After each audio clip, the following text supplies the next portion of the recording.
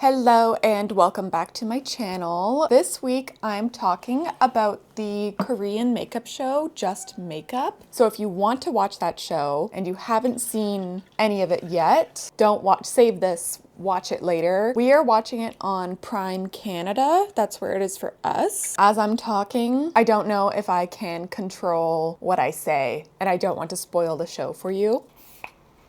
Oh, I'm recreating one of the makeup looks from like in the middle of the season. But anyways, we started to watch the show over the weekend and just day by day, we're slowly chipping away episode by episode. Oh, also very scattered today. Wow. Taught myself a little bit more audio editing. It's like my weakest point is the audio. So please let me know how the audio is on this video. This is the first video that my new audio learning is going to be put. Please, audio in the comments, let me know how it is. But basically this show is almost like a shot-for-shot copy of the chef show. If you saw the chef one where there was like 100 chefs competing to be like the best chef. There's 2 seasons of that one. Just Makeup, there's only 1 season. I haven't figured out who the winner is. Hopefully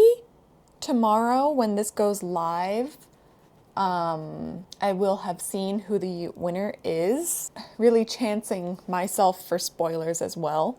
I'm just color correcting. I'm gonna go in with the Chanel Le Beige. The one thing that my partner Chia and I were figuring in this show is the judging is like very flip-floppy. They really haven't figured out the judging process on this.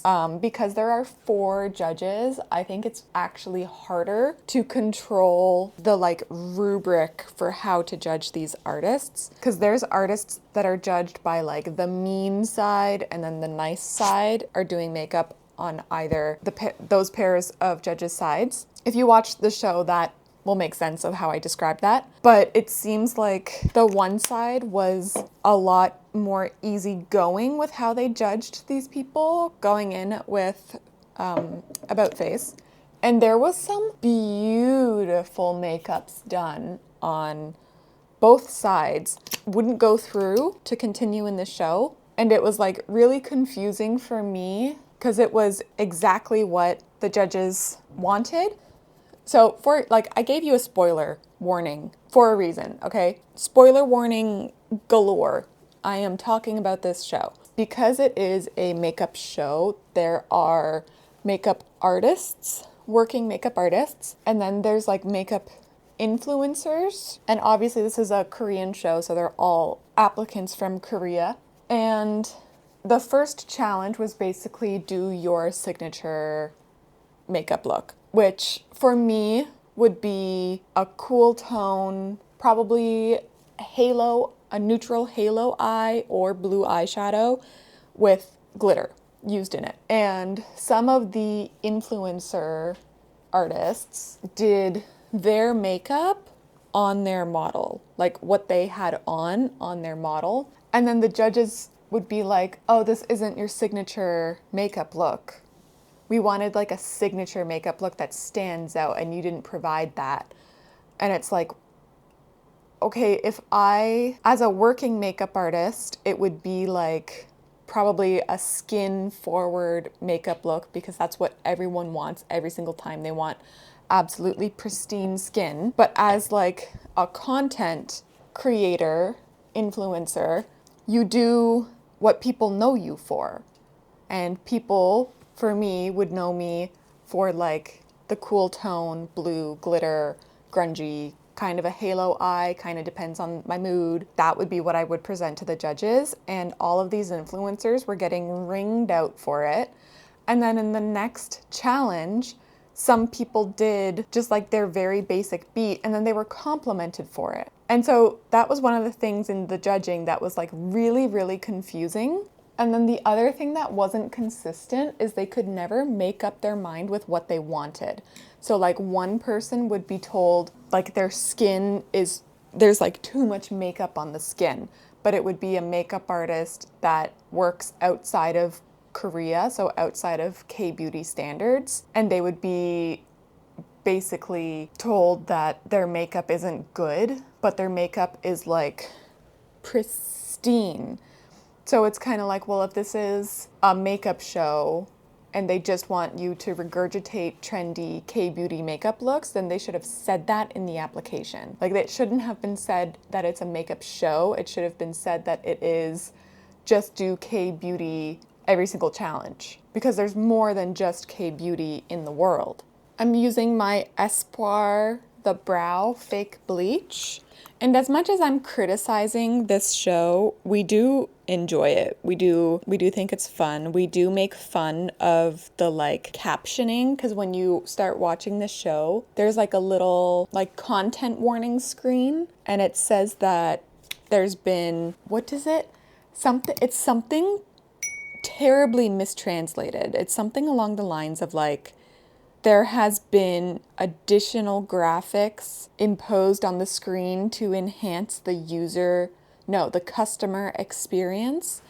Something like really strangely translated. And it's just like pop-up bubbles, which if you watch any Asian TV, there's always pop-up bubbles in reality TV. So I don't know why for this show, Just Makeup, they had to disclose that there's content bubbles on the screen, and then the content bubbles are also like horribly translated or like really weirdly specific in like a very strange way. Like that, again, that's another description that once you start watching this show, the way I just said that will make sense. And of course, the two of us do watch a lot of these like international shows, dating and reality wise.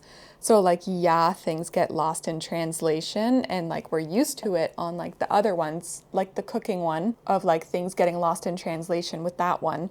But like for Just Makeup, things are like really lost in translation, and it's very, very strange with how much it's lost in translation. We do get quite a kick out of the enhanced customer experience bubbles that pop up, and every time they pop up, I pause the show and I put on my best news anchor voice for presenting the speech bubbles, and then I'll read them out loud, and it's very fun because it's annoying.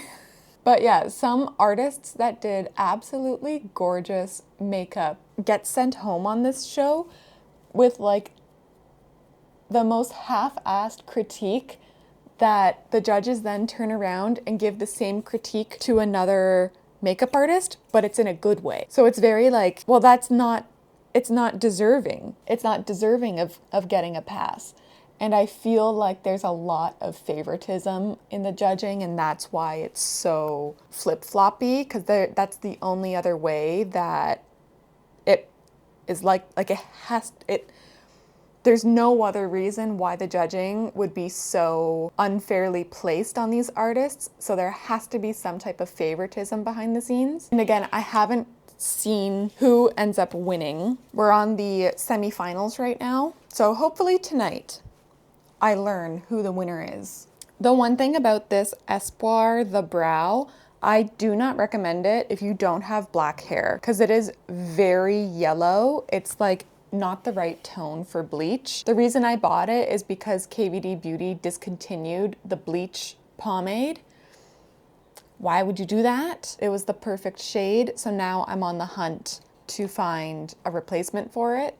I don't think I'm going to powder until the very end, but I am going to start contouring now with the Kaleidos contour palette, just mixing the two shades here. I'm looking down and over because that's where my phone reference is, just so you know why I keep looking down. But yeah, some of the challenges have looked really, really fun, and some of them are like very, very strange.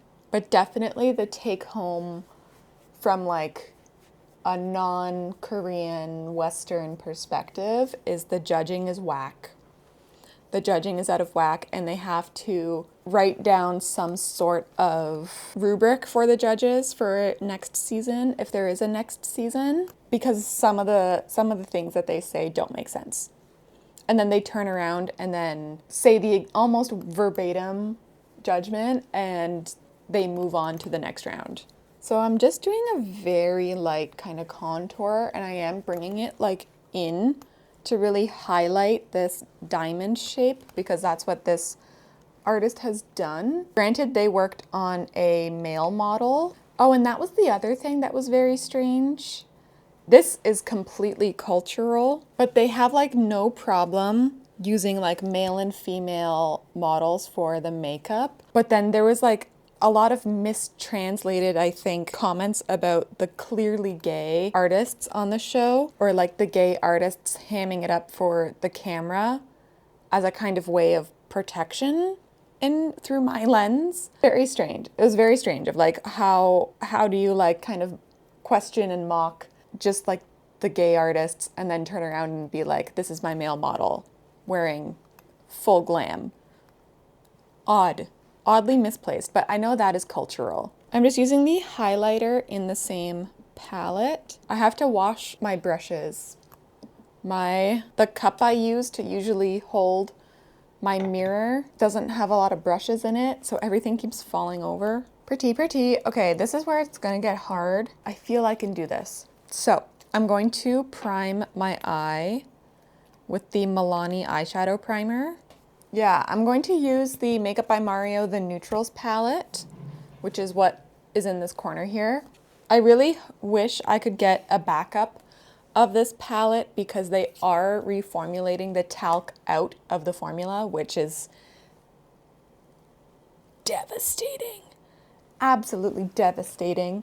But it is so expensive. It's so expensive now, and it was not that expensive when I first bought it, that I don't think I'll be able to afford to get the current formulation before they reformulate. So I'm just going to take this kind of like pinky and darker pinky shades, give it a little mix, and apply it to the outside of my eye. Ooh, get lots of fallout. That's going to be very important for this eye look. I do have to switch up something here. Something is not working. Hopefully the focus won't focus on that. See how I got lots of fallout? Gorgeous. It's because I didn't tap my brush off like I usually do. This is what avoids happening when you tap your brush.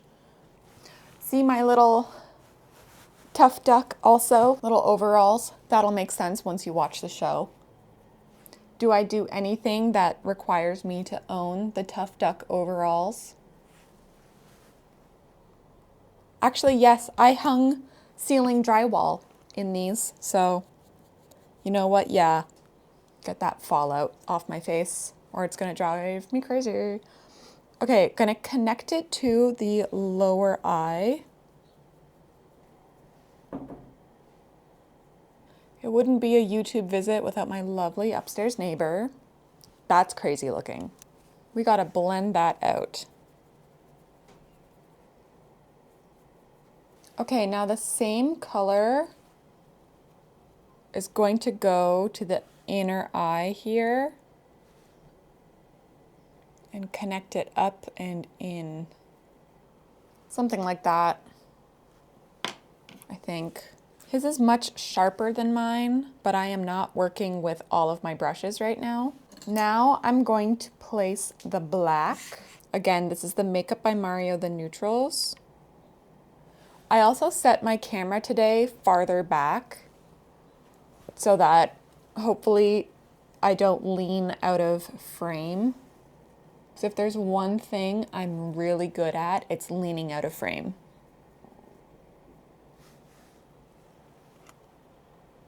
And I do need to see the general vision. So I'm going to do this eye. I don't know what my angle should be. Just do a rough blend. Oh, I didn't say, this makeup look is from like a glam grunge challenge.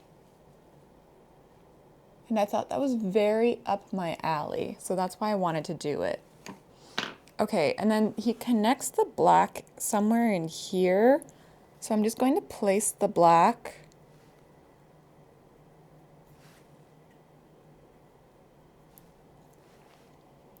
I feel like for my eye shape, I should connect it higher because he's connecting it pretty low, but I feel like for my eye, it should be like high.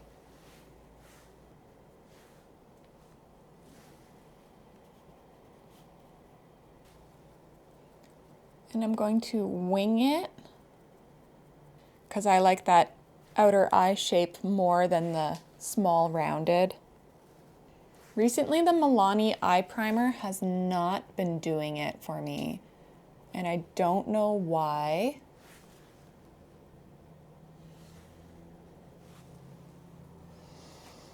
I'm going to take some concealer and try to fix that inner eye shape.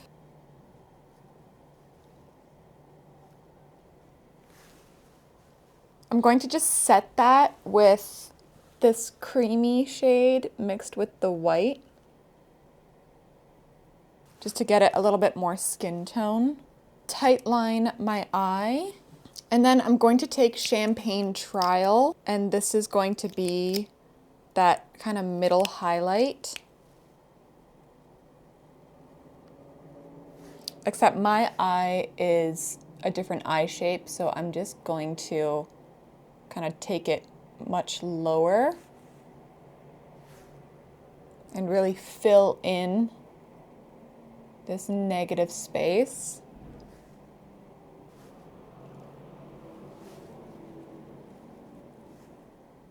And then Crumbled Diamonds is going to go on top of that beige in the inner corner.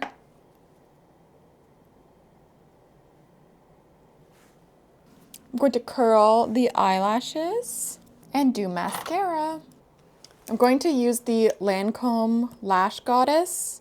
I gave it a pretty harsh first impression, but I'm still using it to see the limits this mascara has. In this final photo, the artist did add like a glittery teardrop. I don't like the glittery teardrop. I don't think it added anything to the makeup look, so I'm not gonna do it for mine. And then the lips look very folio to me. They were quite like a concealer lip. I'm going to actually mix folio and Off the Market to hopefully get like a camo lip that will match the brown on the overalls. So that's just folio. But if I mix in, there's a little bit of a difference. And truly, you can't have this type of makeup if you don't use stone. You have to use stone. And I did a full lip line to get that really like pouty look. And I'm going to put some of the Lightning Bug lip crayon on, just to add a bit of shine. And Lightning Bug is really pretty. It has like a pinky gold pearl with a pretty neutrally cool base to it. It was actually like a sneaky lip from the PR I got for that collection. I didn't think I would like anything except what is it, Gemstone and Cosmic Plum. And I actually like Lightning Bug more than I like Gemstone. I'm definitely avoiding the gloss because I want the vision to be up high for this eye look. But this is now the second recreation. Oh, he put a little fake piercing. I don't have anything to do that. I just have crystals. But this is my recreation of this makeup look. Very different. I put my own spin on it, obviously. And I'm very excited to see who ends up winning. And then I can finally Google these makeup artists because I haven't been able to. And I want to see their work outside of the show. We'll see who wins. If you liked this video, give it a like. That way I know that you liked it. If you don't do that, I don't know. If you liked me, thank you so much. Consider subscribing. That way I can pop up in your feed more often. You can also follow me on Instagram and TikTok. Both are Claire Cuckoo as well. And I will see you in my next video. Bye.